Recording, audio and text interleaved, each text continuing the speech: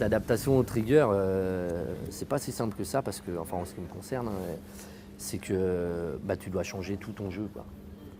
Puisque nous on s'en sert vraiment, t'as vu la balance, c'est vraiment en son, il n'y a pas vraiment de dynamique, quoi. C'est vraiment un son, de grosses caisses, de caisse claire qui claquent.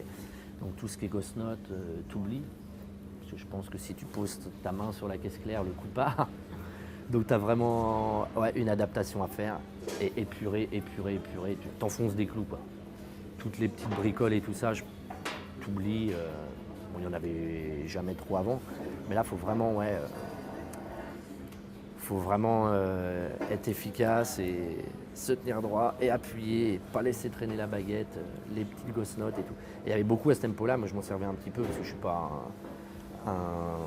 un as de la ghost note, mais tu t'en sers beaucoup à des tempos élevés, c'est pour c'est un rebond d'équilibre, quoi. Et là tu peux plus parce que ça redéclenche tes coups.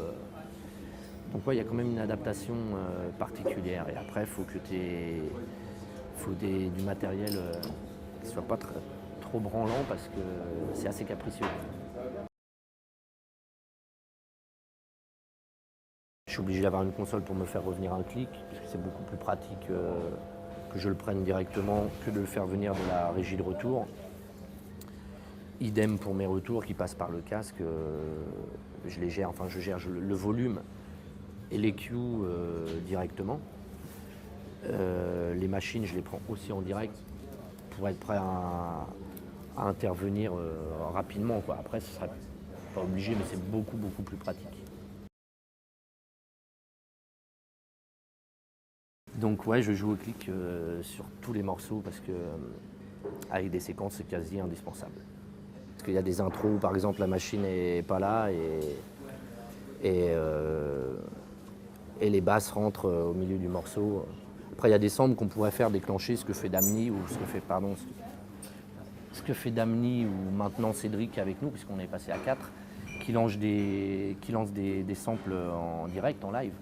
Mais par contre, comme on n'a pas de basse, tout ce qui est basse est sur une matrice. Donc quand la basse rentre, si elle rentre au bout du deuxième couplet, il y a plusieurs basses, des subs ou des trucs comme ça qui rentrent à partir du deuxième couplet, on est obligé de démarrer sur un clic au départ.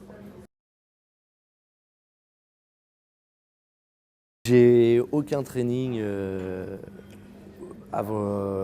pour tenir le côté speed. C'est un training quotidien, quoi. Si tu joues, je pense que si tu joues speed assez régulièrement, le poignet il se délie et je pense que c'est un entraînement quotidien. Après, avant le concert, je m'échauffe toujours un petit peu parce que ça démarre quand même, ça démarre un peu au taquet, c'est histoire d'être en forme.